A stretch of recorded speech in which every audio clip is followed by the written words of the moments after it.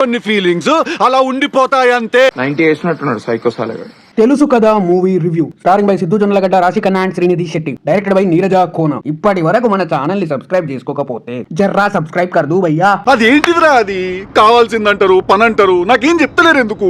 తెలుసు కదా. Oh coming to the plot line. Varun పెళ్లి, ఫ్యామిలీ అని ఒక సింపుల్ నార్మల్ లైఫ్ కోరుకునే ఒక అబ్బాయి. కానీ తన క్యారెక్టర్ వల్ల, తన బిహేవియర్ వల్ల తనకి ఏది అంత ఈజీగా దొరకదు.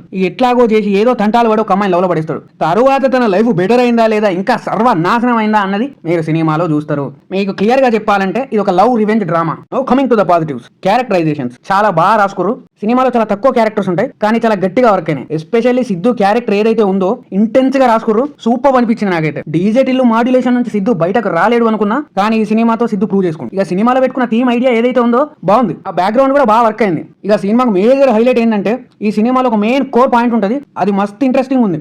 ఆ కోర్ పాయింట్ ఏదైతే ఉందో అది రివీల్ అయినప్పుడు అరే చాలా మంచి ఐడియా పెట్టుకురే అనిపిస్తుంది. చాలా కొత్తగా కూడా అనిపించింది. ఆ పాయింట్ చుట్టూనే మెయిన్ కాన్ఫ్లిక్ట్ అనేది ఎస్టాబ్లిష్ చేశారు. సూపర్ అనిపించింది. అసలు హీరో నెక్స్ట్ ఏం చేస్తాడనే ఇంటెన్స్ మనలో కలిగించారు. Now coming to the negatives. Characterizations మనకు కొంతవరకు మాత్రమే పాజిటివ్ అనిపిస్తుంది.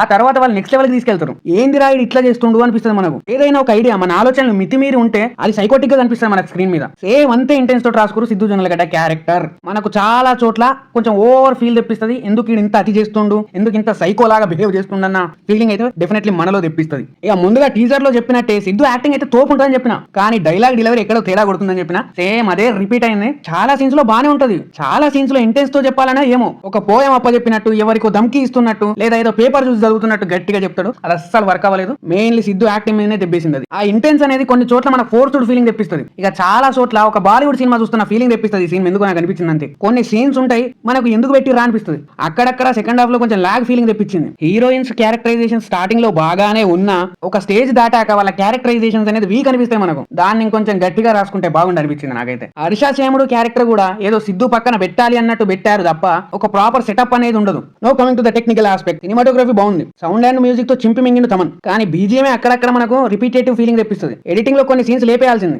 అక్కడక్కడ ఎడిటింగ్ అయితే వర్క్ అయింది. ఎస్పెషల్లీ సెకండ్ హాఫ్ లో ఒక 2 పోర్షన్స్ ఉంటాయి. అవసరమే లేదు సినిమాకి. ప్రొడక్షన్ డిజైన్ బాగుంది. టెక్నికల్లీ సినిమా టూ గుడ్ ఉంది. గట్టిగానే ఖర్చు పెట్టినట్టు. Now coming to the director Neeraja Kona. ఆమె రాసుకున్న కోర్ పాయింట్ ఏదైతే ఉందో కేక. ఆమె డిజైన్ చేసిన విధానం కూడా చాలా అంటే చాలా బాగుంది. ఒక సైకో పిచ్చోడి లవ్ రివెంజ్ డ్రామా ఎట్లయితే రాసుకోవాలో అట్లా రాసుకురు. టూ గుడ్ ఉంది. ఇక ఓవరాల్ గా మూవీ ఎట్లుందంటే ఇట్స్ ఎ డీసెంట్ వాచబుల్. ఈ దివాళీకి మీ ఫ్యామిలీతో చూడాలనుకుంటే వెళ్ళి